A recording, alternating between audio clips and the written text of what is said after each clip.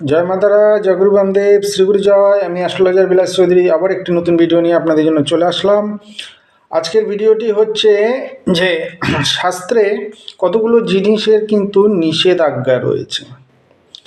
যেমন আমাদের অজান্তে আমরা অনেক সময় অনেক ভুল করে ফেলি, আর এবং সেই ভুলের কারণে আমাদেরকে কিন্তু অনেক ধরনের সমস্যার সম্মুখীন হতে হয়। হ্যাঁ বন্ধুরা, যেমন লক্ষ্মীবার, বৃহস্পতিবার আমরা অনেক বাড়িতে যারা মা লক্ষ্মীর কাছে ঘট স্থাপন করেন বা যে কোনো মাঙ্গলিক শুভ কাজে কিন্তু যে কলস স্থাপন করা হয়, সেই কলসকে কিন্তু অনেক সময় অনেকে মাটির উপরে স্থাপন করেন। এটা মোটেও কিন্তু করা শুভ নয়।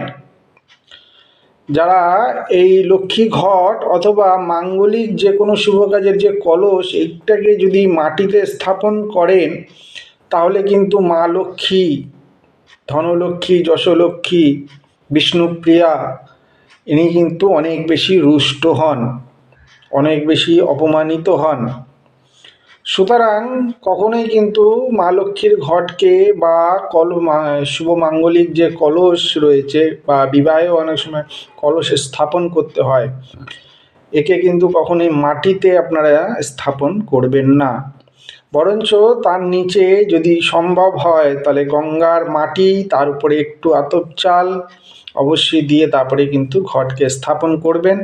নচেৎ যদি গঙ্গার মাটি নাও থাকে তাহলে অন্তপক্ষে কিন্তু কিছু চাল সেখানে সুন্দর করে রলির মতন করে তার উপরে কিন্তু ঘট স্থাপন করবেন।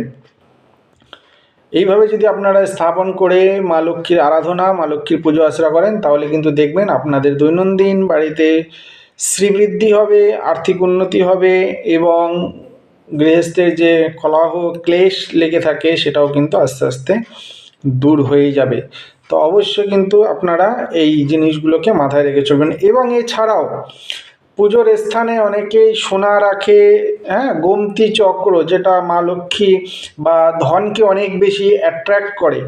গোমতী চক্র, সোনা এবং লক্ষ্মী কড়ি, দেখবেন অনেকেই অনেক মা লক্ষ্মীর পুজোর সামনে বা মা আপনাদের পুজোর যে সিংহাসন বা যে দ্রব্যাদির উপরে আপনারা রেখে ঈশ্বরের আরাধনা করছেন সেখানে কিন্তু লক্ষ্মী কড়ি রাখা হয়।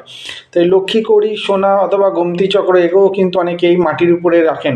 এটা কিন্তু করলে পরে আর্থিক উন্নতি তো হবেই না, বরঞ্চ অনেক বেশি আর্থিক ক্ষতি হবে। গৃহস্থে কিন্তু নিত্য কলহ, অশান্তি, মান সম্মান, যশ খ্যাতি, প্রতিপত্তিতে কিন্তু বাধার সৃষ্টি হবে। সুতরাং আপনারা কি করবেন, একটি সুন্দর কাপড় পাতবেন, কাপড় ভাঁজ করে সুন্দর সেই কাপড় পেতে সেই কাপড়ের উপরে কিন্তু এই দ্রব্যাদি রেখে তারপরে কিন্তু মায়ের কাছে অর্পণ করবেন এবং নিত্য তার সেবা পুজো করবেন। তাহলেই দেখবেন আস্তে আস্তে আপনার বাড়িতে কিন্তু অর্থের অভাব অনেক কমে যাবে, অর্থের আগমন অনেক বেড়ে যাবে, অনেক বেশি সুশ্রী এবং সমৃদ্ধি বৃদ্ধি পাবে। আজকের মতন ভিডিওটি এখানেই শেষ করলাম। জয় মাতারা, জয় গুরু বামদেব, শ্রী গুরু জয়।